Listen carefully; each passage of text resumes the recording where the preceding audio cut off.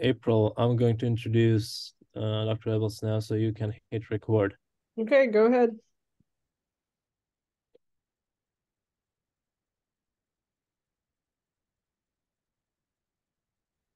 Hello, everyone. Welcome to the Bioinformatics Faculty Seminar organized by the Institute of Bioinformatics at the University of Georgia and the Bioinformatics Grad Students Organization. Today, it's my pleasure to have Dr. Tim Ebbels among us. Dr. Ebbels is a leader in metabolomics. He's a professor of biomedical data science at Imperial College London and the director of MBRAS in Biomedical Research Program. He's the head of the section of bioinformatics within the Division of Systems Medicine of the Department of Metabolism, Digestion, and Reproduction. His group is a pioneer in computational metabolomics and in extracting information from NMR and mass spec. The broader vision is to integrate bioinformatics, machine learning, and chemometrics with post-genomics to solve biological and biomedical problems. So here's a fun story of him getting into metabolomics. He obtained his PhD in astrophysics from the University of Cambridge in 1998. Later, in his postdoc at Imperial, he found out that analyzing NMR spectra and optical spectra of galaxies are similar in so many ways. Being an early career metabolomics researcher myself, I would like to assume that he found out metabolomics to be cooler than the science of stargazing. Another fun bit is with Dr. G.A. Howe. He developed a technique named Batman to automate metabolite quantification from 1D proton NMR spectra. I wonder whether they found metabolomics to be as cool as fighting crimes in Gotham City. So let's find out. Join me in welcoming Dr. Tim Ebbels in the seminar. Thank you very much for the kind introduction, and great to be here, even if it's only virtually, and to be able to talk to you today, and also to see a few old friends, especially Art, who I've known for many years, and I'm sure we'll get to know a few of you as we talk about this subject today. So, as I say, I'm based at Imperial College London, and I've been working in computational metabolomics for quite a while. And what I want to talk to you about today is not entirely metabolomics, but it's driven by metabolomics. So how do we integrate data from multiple omics sources, but keeping metabolomics in mind, while also trying to maintain interpretability and doing that through biological pathways? So here's a plan of what I want to cover. Have a little bit of an introduction to data integration, some sort of concepts. Then I'll cover some sort of basic concepts and analysis in pathway analysis, so concepts, and this thing called overrepresentation analysis, which is a really fairly basic technique, but if you haven't come across it before, I'll try and explain how that works. And then we'll look at, challenges with doing pathway analysis in metabolomics itself. So metabolomics data has special characteristics, and it's not always easy to apply the kinds of techniques that we use in the rest of bioinformatics to metabolomics data. And then the second part of the talk will be about the integration specifically, where we'll talk about how we can use pathways to help with integration. And finally, showing you one of the models, or one of the sort of pairing of models, which has come out of my group and hopefully soon to be in the literature, which we call path integrate.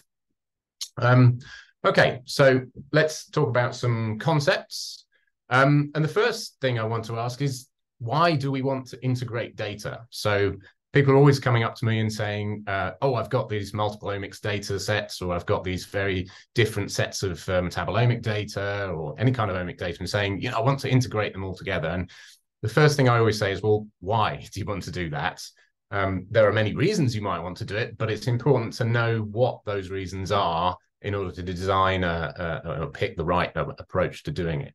So, one approach or one reason you might want to do it is in order to get better information out of your data. So just a simple thing, if you put lots of data together, hopefully you will get better statistical power. You'll be able to detect smaller effects.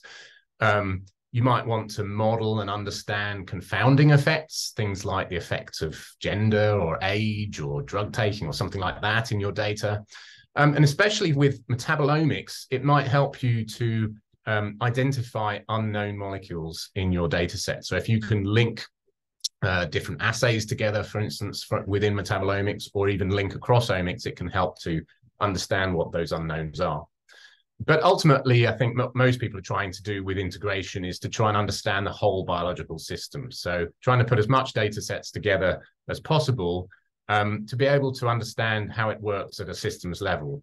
And so that's really trying to build a more accurate model of the system, trying to look at associations between groups of molecules, so the so-called sort of modules or active modules that you may see in the literature. And also to look at how the different ohms or the different levels of biomolecular organization interact. So, you know, which level of organization is actually driving an effect, how much, say, the transcriptome is responsible for differences between disease and healthy, for instance. So there's lots of different things we can get out of integration, and they might not always need the same type of analysis.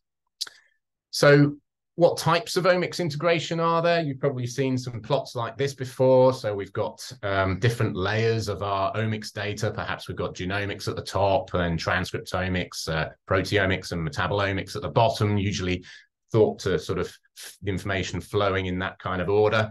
But we haven't just got one data set. Perhaps we've got two different data sets. And so there are different kinds of integration. So people have coined the term vertical integration, where we put data sets together across those omics layers. So combining genomics, proteomics, transcriptomics, and metabolomics, for instance, for the same people. Okay, so in this case, the variables are different. So in one set, we've got genes, another set, we've got metabolites, for instance, but the individuals are the same. So that would be vertical integration. And then a second sort of orthogonal dimension would be horizontal integration, where we're taking perhaps one layer of this omics description, so perhaps it's just the proteomics, and we're combining that together across different cohorts or different sets of people or samples. So that would be where the variables, so the proteins in that case that we've measured, are the same, but the individuals are different. So that's one way of thinking about different types of integration. Another approach, by the way, these are not from our group, these are from various other sources in the literature, is to think about it in terms of the stage at which you integrate the data, in terms of the workflow. So this has been thought of in three different sort of types. So early integration, that would be where you have your data set from the different omics, for instance. You just combine the data together some way. It might simply be by concatenating the data matrices together, and then you do some machine learning or statistical modeling to produce some kind of visualization or model some kind of outcome. So that would be early integration, because you're putting the data together right at the beginning.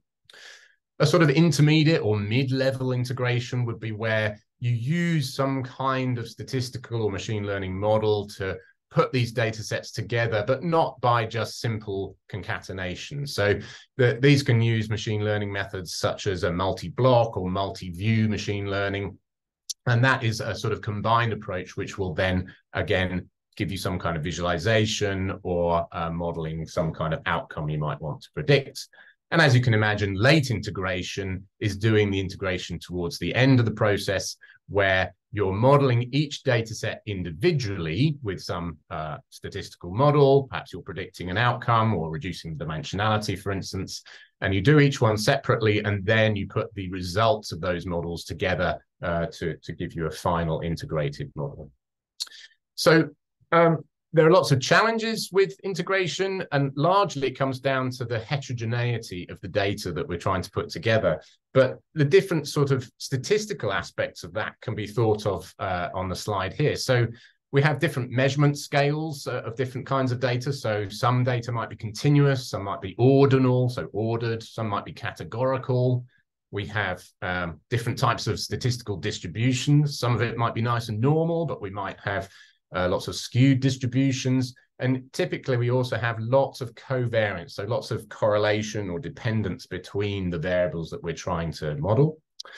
We often have lots of missing data, outliers, noise, low numbers of samples, quite often in biological experiments.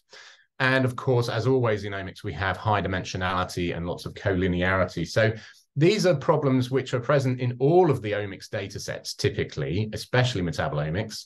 But the problem with integration is that they are different in those different data sets. So for instance, we might have lots of missing data in one of the omics and not so much in another. Or we might have a certain measurement scale in one omics and not in the other. And so it's the heterogeneity of the different data sets that really causes a major headache.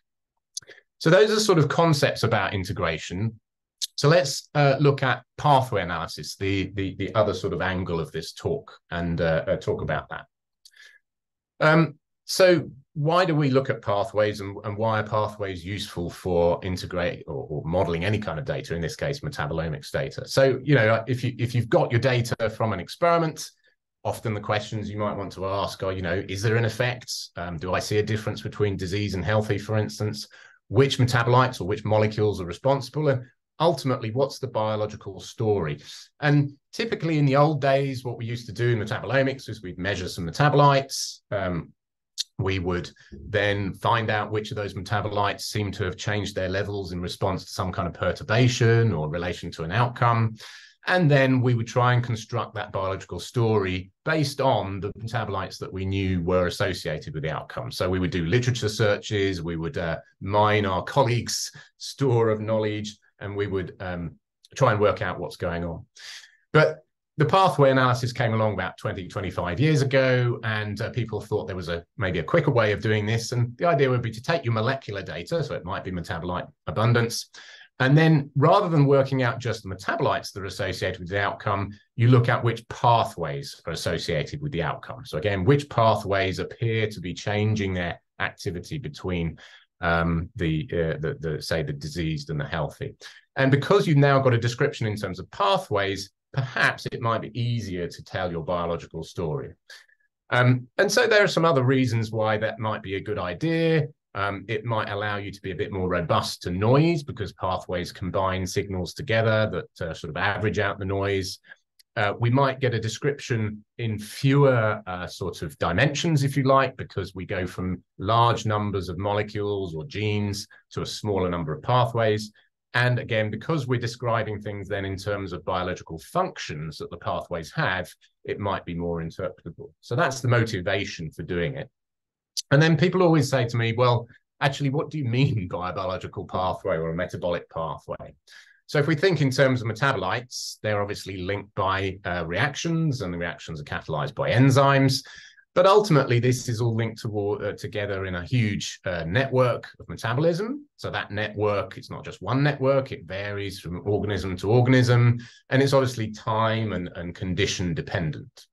But let's simplify things, and really what a pathway is, at least in my mind, is it's a local region of that network. So you could think of taking a pair of scissors and cutting around the various nodes in this network. So the nodes being metabolites and the edges being reactions. And ultimately, we could kind of draw that boundary almost anywhere. But as you know, traditionally, the textbooks draw the boundaries in certain places, and they give that set of reactions and metabolites a label. And the label is tied to a specific function. So it might be energy metabolism or something.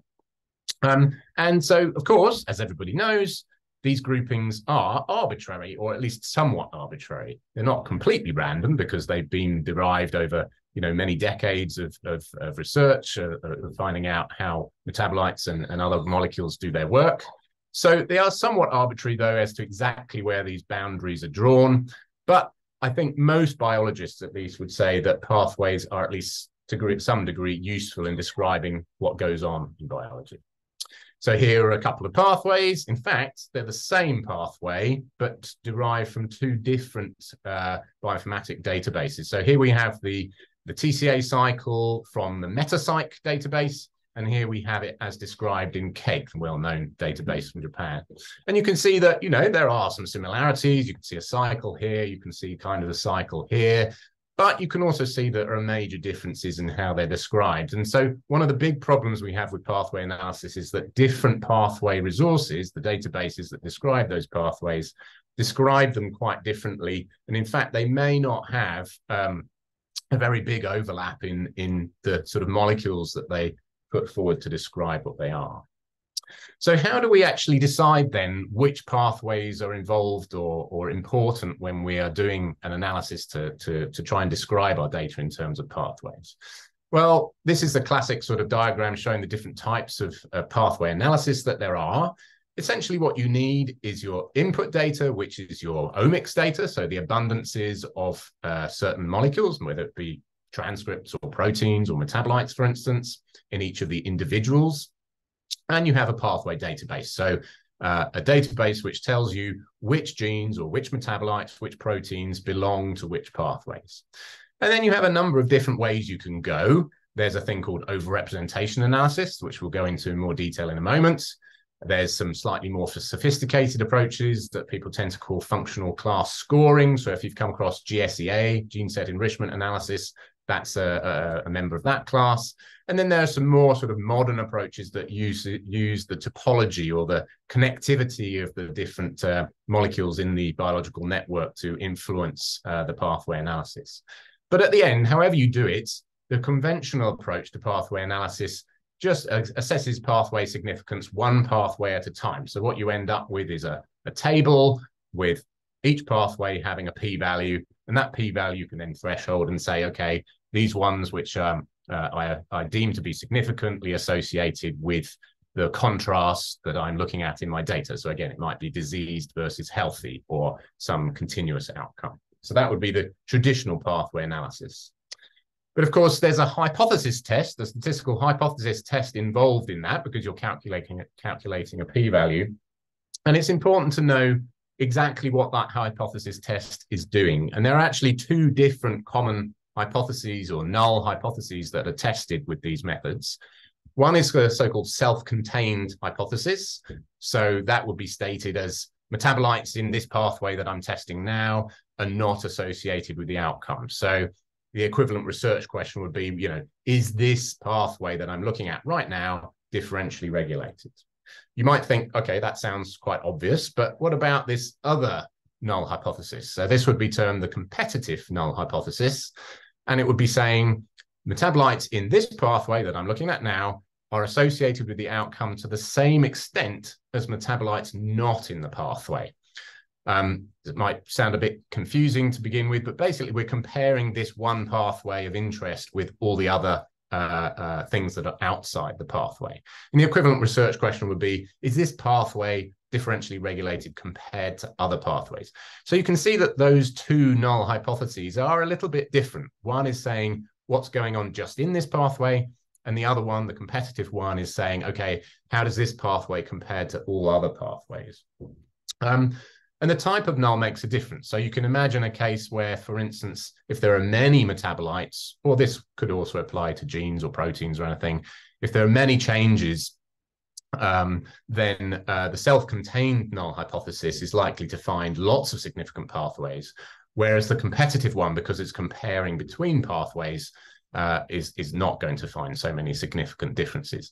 And the different pathway analyses that are out there in the bioinformatics literature and tools, they use a mixture of these different null hypotheses, and so they may not always return the same answer. One might return a significant p-value, while another might return a non-significant p-value.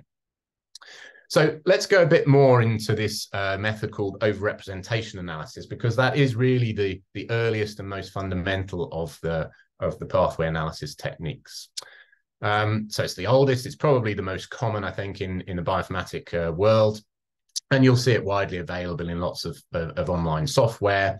And the null hypothesis that it tests is competitive. It compares the metabolites within and outside the pathway.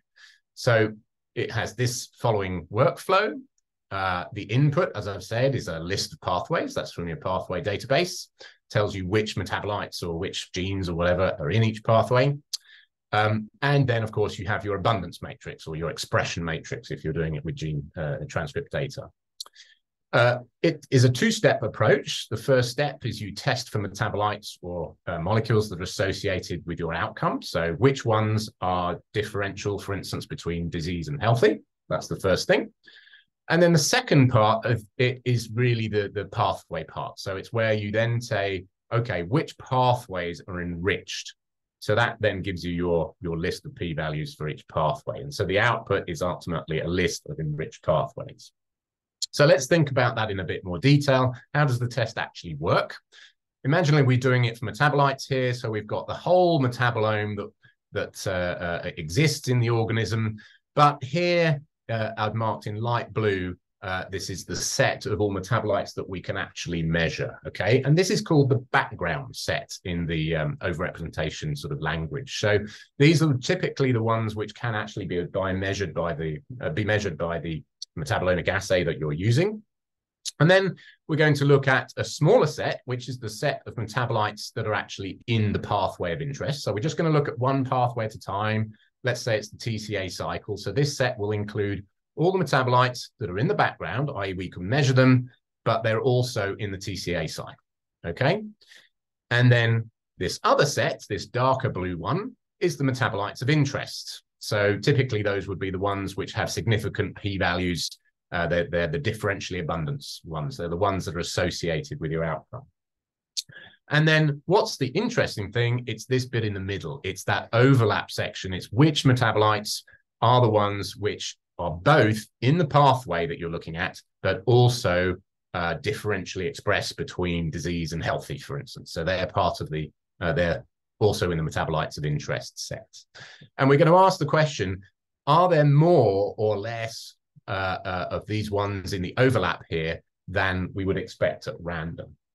So another way of looking at that is by representing this sort of Venn diagram as a contingency table. So I've just put some example numbers in here. So we've got which metabolites are differentially abundant between disease and healthy here or not. And then we've got in the pathway or not in the pathway as the columns. So imagine we had a total of 158 metabolites. We might have 11 that are in the pathway and 48 of the, that are in total differentially abundant. And 3 of those are both in the pathway and differentially abundant. Okay, so those are the ones in this overlap section here. And we can plug this into a standard formula. It's the Fisher's exact test, which uses the hypergeometric distribution. Doesn't matter really what the formula is there. It's just lots of sort of combinations and permutations. And if you plug these numbers in, you'll get a p-value of 0.71, which by most people's interpretation would say that this is not significant. So for that specific example I've given you there, you'd find that that pathway is not significantly associated with the outcome. But imagine instead of K of 3, we had 7 metabolites that are both in the pathway and differentially abundant, and all the other numbers stay the same. Then we would get a p-value of 0.02, and we would probably say that that pathway is enriched. So that's how the overrepresentation approach works. So let's look at some challenges with using these pathway analysis methods, especially overrepresentation in metabolomics. Firstly, it's that background list. Now, I already mentioned to you, it's probably going to be the set which you could have measured, but in theory, it should be the set which could have been observed in the experiment. And this is quite hard to define in metabolomics, especially when you're doing untargeted assays. And of course, metabolomics, one of its strengths is the untargeted approach when you're not predefining which metabolites you are going to measure. You just develop an assay that can measure as many as possible. So it's actually quite hard to estimate this background set for metabolomics, and it depends on, you know, your assay chemistry, the chemistry of metabolites themselves, and of course, abundance, because there might be plenty of metabolites there, but if they're too low, for instance, if you're using an NMR-based assay, it might not be able to detect some relatively low abundance metabolites, and they therefore can't be in your background sets. So in practice, what people tend to do, or what they should do, they don't always do this, is to use the list of all annotated metabolites for the assay. That sounds good, but another problem is that you can't always find all the metabolites that you've annotated in your assay in the pathway database. So this is the sort of next step of the problem. The metabolites that you have in your data don't always map to the pathways that you're looking at. So we often actually lose a lot of metabolites in this process when we're converting the IDs that we have from our metabolomic assay and mapping them to the database. So we might have a situation where the metabolite's not found in the database at all. It's just not annotated in KEGG, for instance. It might be in KEGG, but not annotated to any pathway. That's also possible. Or it might be annotated to some pathways, but not to the pathways that we think it should be annotated to. So all of those things happen, and we often find that we lose many, many metabolites in the process of doing this mapping. In fact, 50% or more loss of metabolites doing this mapping to the pathway databases is pretty common. So that's one problem. Another problem is whether the correct form of the metabolite has been annotated. So in metabolomics, you have sort of isomerism, of course, and one classic example is stereoisomerism.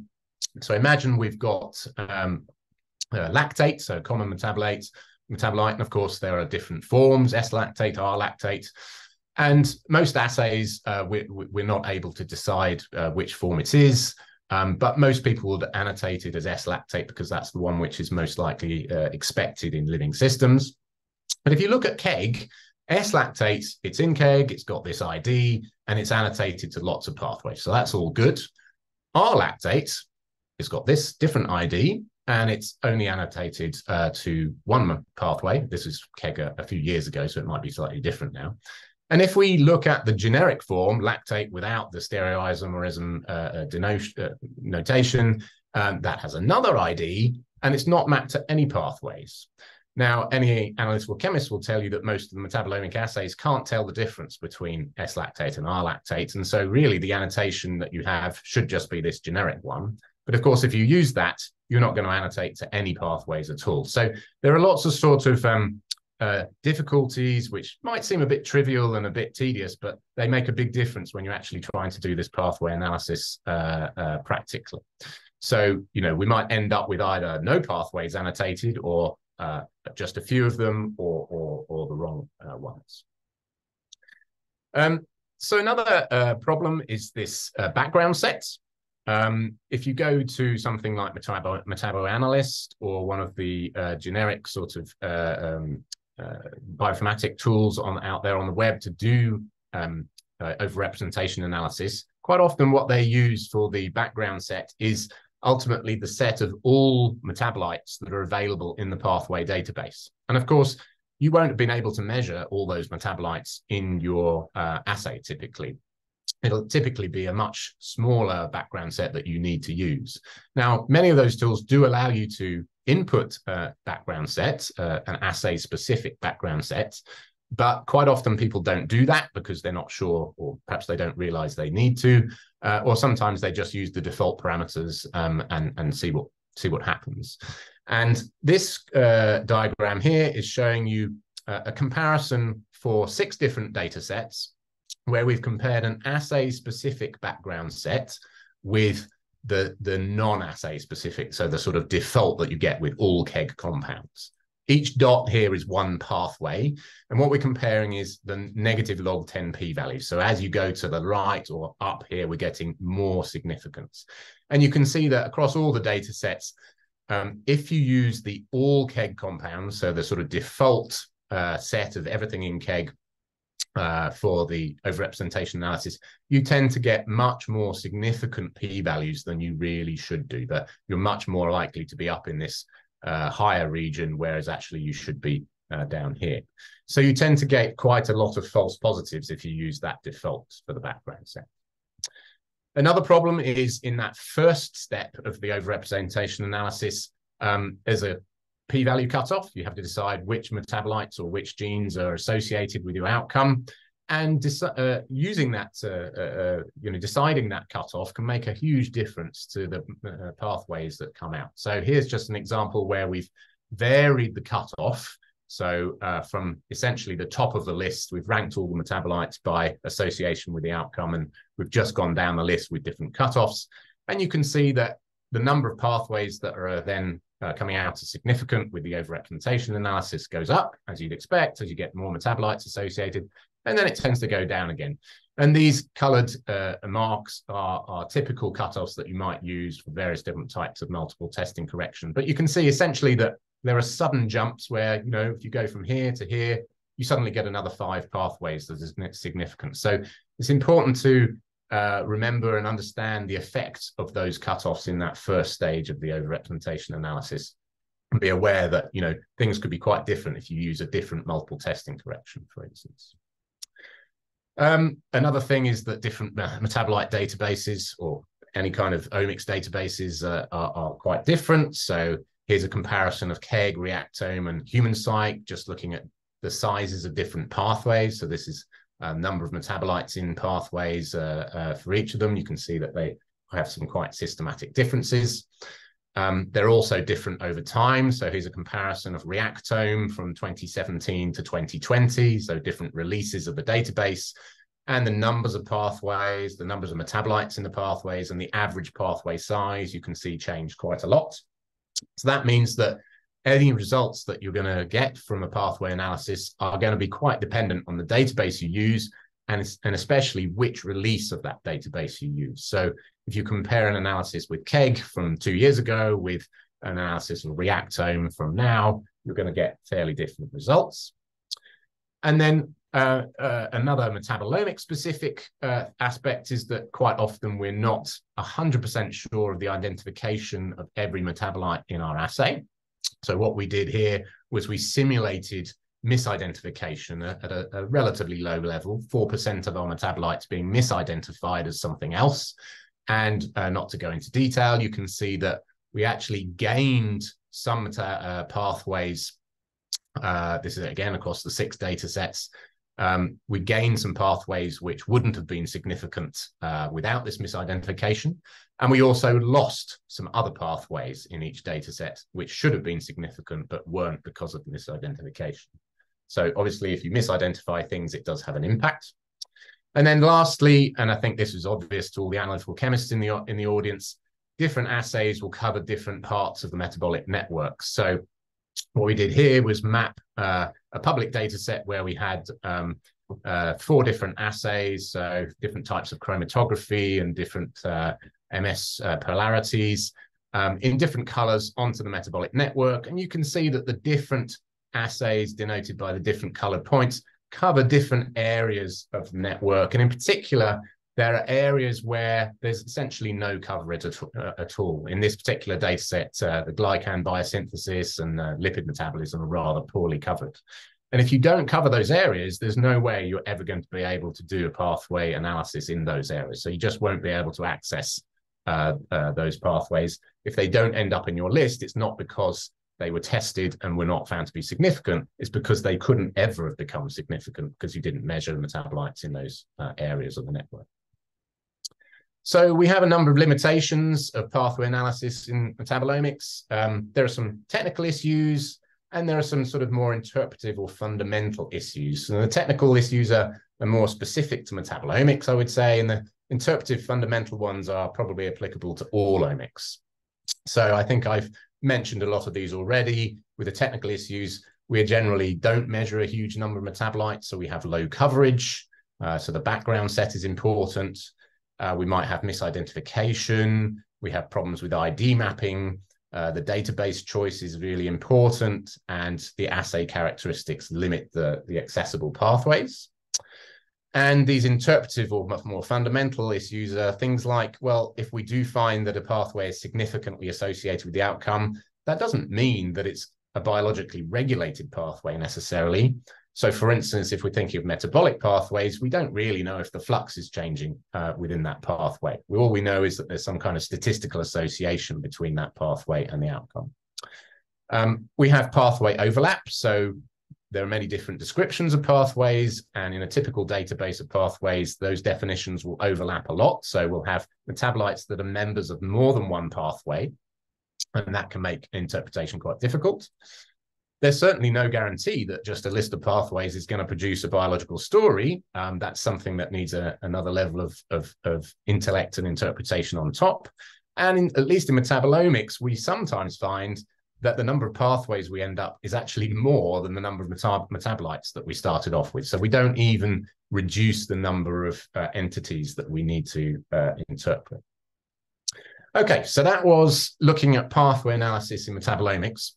So let's now try and put these things together and try and use pathway analysis to do some data integration. But before that, let's just think about some of the drawbacks of that conventional approach to pathway enrichment, because we need to use a slightly different type of pathway analysis to do this data integration. So this overrepresentation analysis, it only considers significant metabolites. It doesn't use the effect sizes of those metabolites. It doesn't look at the difference, for instance, the fold change between disease and control. So it has a lot of drawbacks there. But there are some methods that do use those. As I mentioned, the functional class scoring methods like GSEA, for instance, they do use those that bit of information, but they also have some drawbacks. So, for instance, the main problem is that the result is just a list of enriched pathways. There's no obvious way of how to visualize that or interpret it. And it's not always obvious how the pathways are associated with the outcome. Are they positively associated, negatively associated? Is there some more complex relationship with the outcome?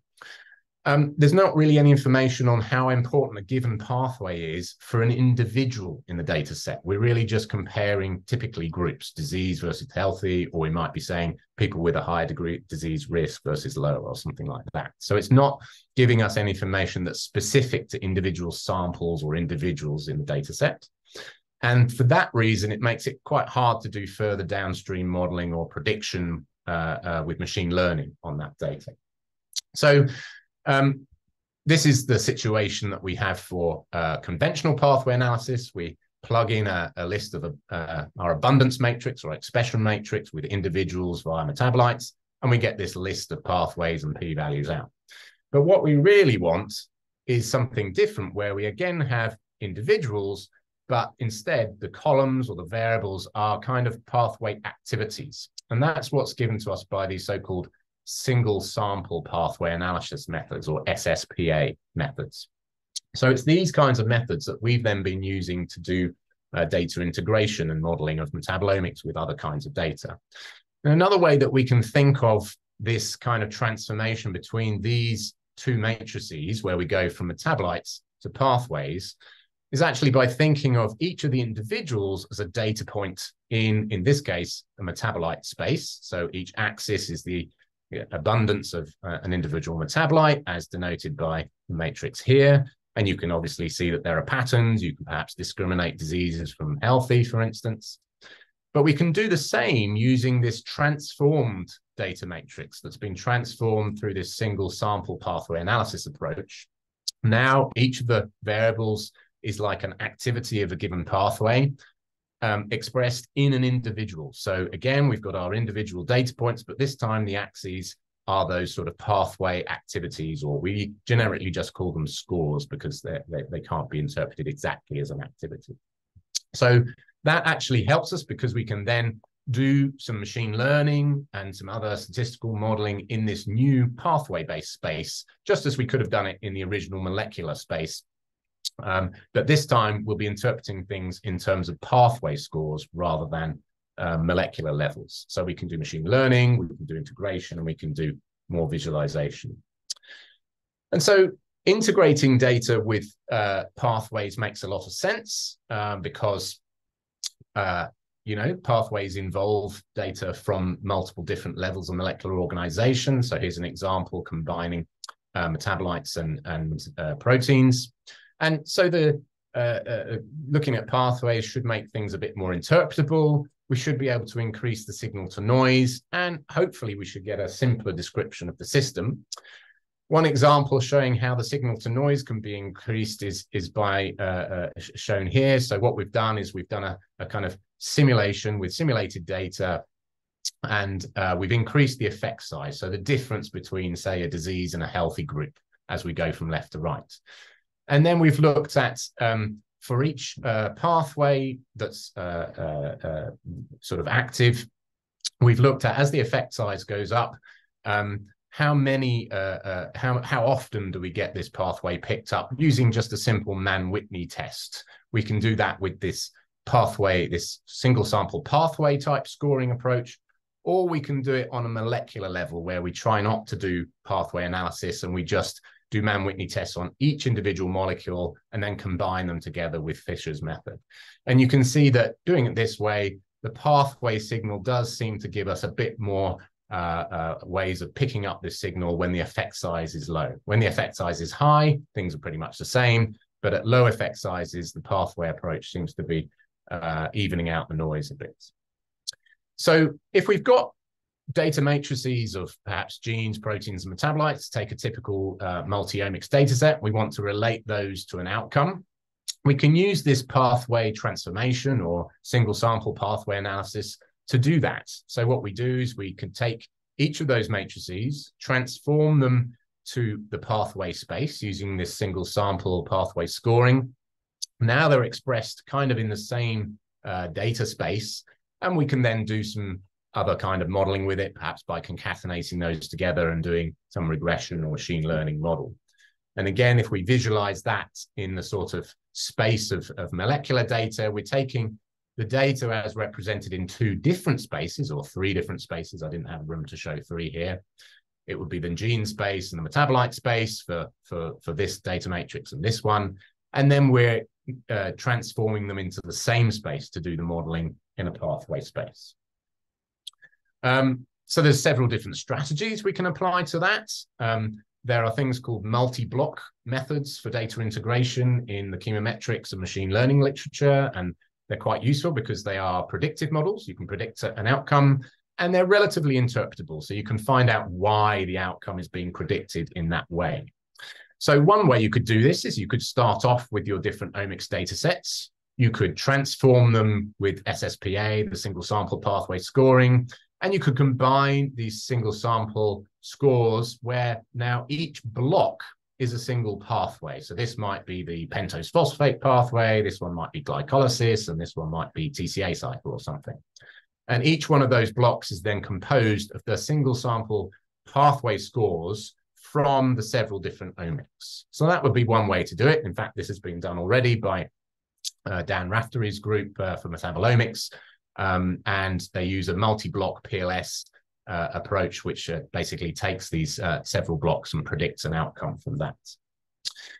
Another way you could do it is by keeping the separate omics separate. So this time the blocks are the pathway scores from the different omics. So for instance, if you had genomics, proteomics, and metabolomics, or transcriptomics, proteomics, metabolomics, you'd have three blocks. And you could again use something like multi-block PLS to predict an outcome.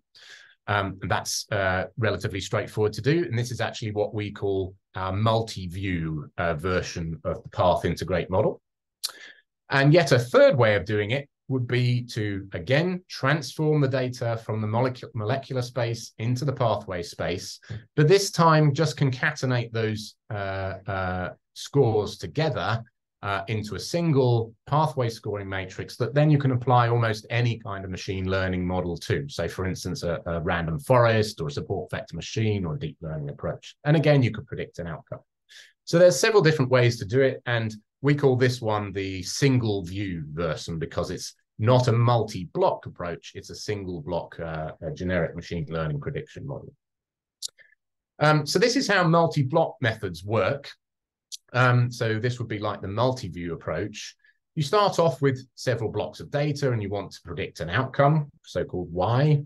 You have two different levels, a lower level and an upper level. And just like if you're familiar with principal components analysis, you get a set of scores. So the coordinates of the samples in the new space and a set of loadings that tells you how the original variables contribute to that space. And you get that both per block for the lower level and also for the upper level, which summarizes how the blocks interact and relate to each other. Now, I'm running out of time a little bit, so I'm not going to go into this in much more detail, but just to say that this slightly more detailed description of the model shows that you get things called block scores, loadings, and weights. And on the upper level, you get these super scores and super weights. So anybody familiar with something like principal components analysis or PLS, it's very similar to that. So how can we then use these multi-block methods or these sort of single view methods to do the integration? I was just going to show you an example from a couple of different data sets using one for the multi-view and one for the single view. And this is work that's all been done by a great student of mine, Cecilia Vida, And hopefully we hope the paper will be coming out soon. So we have these two different approaches. One is called multi-view, one is called single view. Despite the fact that this is called single view, it still integrates multi-omics data. So both of these approaches integrate multiple omics. They both use the transformation using pathways. They both are supervised, so they predict an outcome, and they both yield an importance for each pathway in the model. The difference between the two of them is that the multi-view allows investigation of the importance of each omics in the outcome. So which of the omics is more important in predicting, for instance, disease versus healthy? Whereas the single view, although it doesn't allow that, it's more flexible and it allows the use of any kind of machine learning model that will relate an input block to an output block. So this is on some simulated data. What we've taken is some real data, and then we've wiped out the signal in it using random permutation, and then we've taken a target pathway and we've enriched that artificially. So we know which pathway should be showing up as the one which is enriched in this data set. And if you look at the top left here, as we increase the effect size, you can see that we pick up the signal. We're able to predict the outcome. So that's whether you're diseased or healthy. In this case, it's people with COPD or not. And you can see the two blue curves here are path integrate approaches, and the other two curves are another common model for integrating data called Diablo. When you use the pathway approach, it actually does quite well, close to ours. When you use it in the conventional manner, it's actually not quite as sensitive. If we then look on the right-hand side here at whether we pick up the correct pathway, so do we pick up the pathway that we've actually artificially enriched? Yes, we do. Again, you can see that both approaches are reasonably good at picking that up.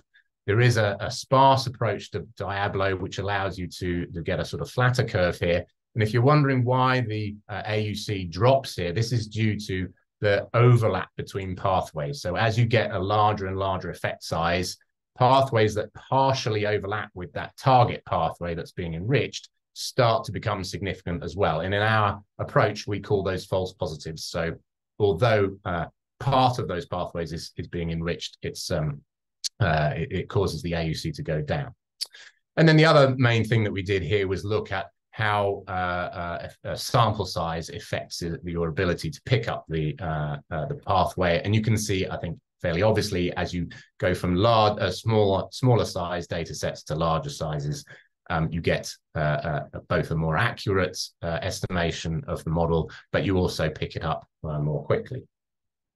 What sort of outputs do you get from these models? Well, with the path integrate multi-view approach, and just looking at this COPD data set, I won't go into the details of the slide, but it's all there. We can predict the outcome. In this case, not actually that accurately, but it's certainly significant, and it's rather similar to what you get if you don't use the pathway approach. So it's not necessarily better for prediction. We can look at sort of scores plots, so we can see that there's a difference between different aspects of the data sets, so the disease and the healthy, for instance. We can look at a representation here, a heat map of the three different omics data sets and how they contribute to each of the components of the model. So this is just like PCA or PLS, we have different latent variables, so 1, 2, 3, and 4 here. And you can see, for instance, that transcriptomics and proteomics contribute quite a large chunk to prediction of the outcome, whereas metabolomics is a bit less, perhaps not surprising, given there are not so many metabolite pathways accessible.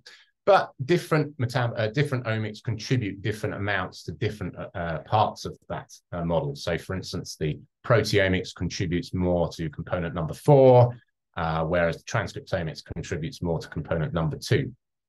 And then, of course, we get a pathway importance interpretation as well, which can be expressed as a weight or a p-value that we calculate via permutation. We can look at each individual omics and say, what are the most important pathways?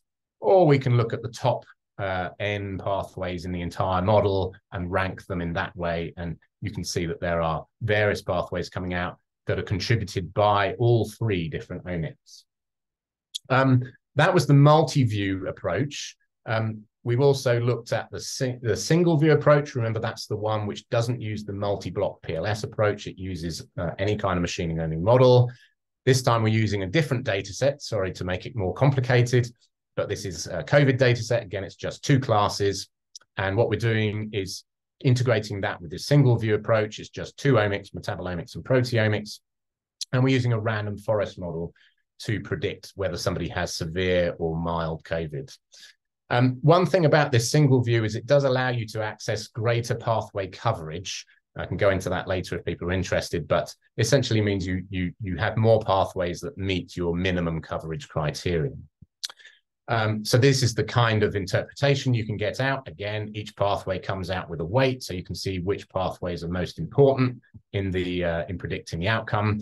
And also, if you use a linear approach to constructing those pathway scores, you can come out with an interpretation of which molecules were important within a pathway. So this is taking one of those pathways just as an illustration and saying, within this one pathway, the molecules that were contributing to the score for that pathway were the ones here. And you can see, again, we've got molecules from different omics in different colors here.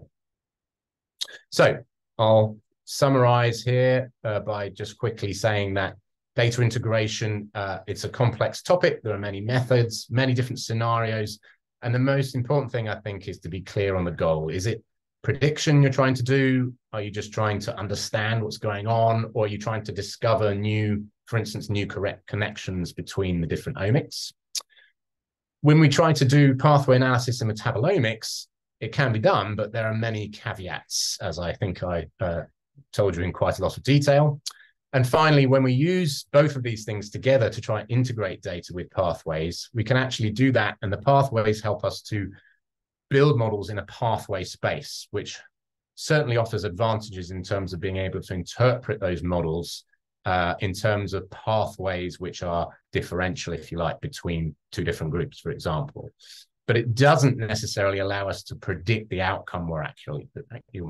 So what we're doing with these models is not trying to improve how well we predict something. We're trying to get better interpretation of the models, which is ultimately about trying to understand the biological system.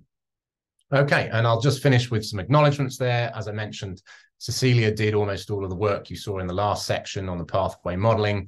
And she's been working with myself, Jake Bundy and Rachel Lay here at Imperial College.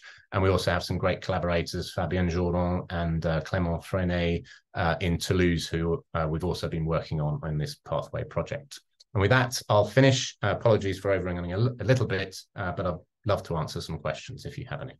Thank you. Thank you for the great talk, Dr. Ebbels. So if you have any question, please raise your hand, and when your turn comes, unmute yourself and ask the question. Alternatively, you can post the question on Zoom and I'll read out those for you. Thank you. So I think Chris has a question. Go ahead. Hey, Dr. Ebbels, great talk. I was just really curious about the transition from the molecule space to the pathway space. You talked a lot about, looking at pathway enrichment analysis just depends on the database you use and the time in which you use it. So how do you validate that, that transition to the molecule space to pathway space is really accurate? Okay, so that's a good question. I suppose at the outset, I should say that those caveats I was showing you about, different databases, different releases of different databases produce different results. That's still going to apply to this molecule space transformation or single sample scoring approach. It applies just as much as it does to the more conventional analyses. So you just got to be aware that things will change and can be different. And, the typical advice we say is, well, try more than one database, compare the results, and also try more than one release of each database. And that's the thing which people typically don't do. But obviously, it's a statistical approach, so you can validate the statistical model for that, and that's relatively easy to do. You apply the usual sorts of cross-validation, resampling types approaches to make sure that the score that you're estimating is robust and not influenced by outliers and can be reproduced on subsets of the data, for instance. So it's more, I think the uncertainty is, as you indicated, much more to do with the database you're using, and whether the molecules in your data set are mapping to them, what proportion are, et cetera, et cetera. And that's something that's very hard for the individual user to control. All you can do is sort of track it and visualize it. And as I say, by comparing different databases or releases, that's how you can decide whether things are totally dependent on the database you're using. Thank you. So Max, go ahead and ask your question. Art, you're next. Thanks. Yeah, again, great talk, Dr. Ebbels. Appreciate that. That's nice to see some more research in the lab. And it really popped out to me because I've been using SSGSEA, single sample gene set enrichment, for a long time, but I've looking at RNA-seq data, but I've never applied it to metabolomics, which seems like very obvious, so I'm kind of like mad at myself. But I'm curious how this single sample pathway analysis, does that differ significantly from like the SSGSEA kind of method? Because I mean, essentially you're getting the same kind of output. It's a sample level pathway score essentially. But I was just curious about that. Yeah, you're absolutely right. The single sample GSEA is one SSPA method. So the single sample pathway analysis is a generic term for many different methods that take your input molecular data and turn it into single sample pathway scores. So single sample GSEA would be one approach. We tend to use something that's perhaps a little bit simpler, which is just a kernel principal component analysis approach. But again, the different approaches for SSPA, of which the GSEA one is one of them, they have different advantages and disadvantages. Some of them are better at picking up small effect sizes. Some of them are larger and more robust. So even the choice of method at that stage is not obvious what to go for. Having said that, yeah, when we come to the data integration, we found that the choice of method is not so critical. So you could do all of this with single sample GSEA if you wanted to. Cool. I had a quick follow-up on that too. In terms of when you're doing those transformations, or like when you're doing the enrichment at the pathway level, does the number of pathways that you're actually querying your data against make a big impact on the kind of final result or interpretation that you get? Because you can kind of select different subsets of pathways to like enrich against or to map to. I was curious if you've had any observations about that. Yes, it will make a difference though. So for instance, one clear thing that we see again and again is that the metabolite data maps to a much smaller number of pathways than say transcriptomic data, as you would probably expect, because it's mainly metabolic pathways. And so you end up with a pathway level matrix, which has many more columns, if you like, or more variables for the transcriptomic data than it does for the other. Now, whether that is a bias or not is tricky to decide. And, it stems from the biology ultimately. So, it's not just because you don't have annotations in the database or there's something missing that should be there. It's really that, metabolites are involved in metabolic pathways and probably not too many other things. Whereas transcripts, they're all over the place. So it does, but statistically speaking, obviously, if you have a large number of predictor variables and a smaller number of predictor variables in two different blocks, it will have an impact. I don't think we have got to the bottom of whether the models that you get out are in some way restricted or dangerous in some way because of this discrepancy, because it is partly coming from the biology at least. So apologies, that's probably not a very straightforward answer, but I think basically the short answer is yes, it has an impact. I'm not quite sure whether it's significant it is. Yeah. Well, thank you. I appreciate that. Okay. Tim, fantastic talk. I you. really enjoyed it as always. So my question is, you nicely described the differences between databases, the differences between releases, but what about like something like I'm sitting here on Metapsych and I search for glutamate. Glutamate shows up in 28 pathways on Metapsych. Some of these, granted, are overlapping. The way they define pathways is a little fragmented sometimes, but nonetheless, glutamate is all over the place in whatever path, whatever metabolic chart you choose to use. How do you handle that? So from the sort of statistical data analytical perspective, we simply take how the pathways are defined within the database. So if glutamate is a member of 28 different pathways, if we use all of those 28, then it will contribute to the pathway score for each of those 28. So you could say that that's sort of double counting. But on the other hand, it is if you like, a bona fide contribution to the activity score for that pathway. However, the fact that these pathways overlap a lot because they have metabolites in common is a huge headache for evaluating the performance of the bioinformatic methods. I showed you one plot where the performance appeared to go down, and that was due to this overlap. So something like glutamate that is membership of other pathways. So it's a big headache for deciding whether the methods work well. But one way we can get around that is to select non-redundant sets of pathways. So we artificially go in and, for a given database, try and find sets of pathways that do not overlap or minimally overlap. So we can do that for testing the bioinformatics, but that doesn't necessarily help us for actually applying in a perspective of trying to see what's going on biologically. So for the main analyses, when we're actually trying to come up with a biological story, we would tend to use all the pathways we can access with enough molecules contributing to each one above a threshold. Obviously, we don't use a pathway if it's only got one molecule observed in it. But then I think we haven't really addressed the question or thought or got any great solution to this problem of the biological interpretation. If you see 28 pathways come up as important, but it's all down to glutamate, well, should you take notice of that?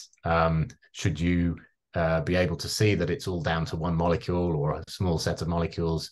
That's something which I think is perhaps in the next step of where we need to go with some of this pathway analysis.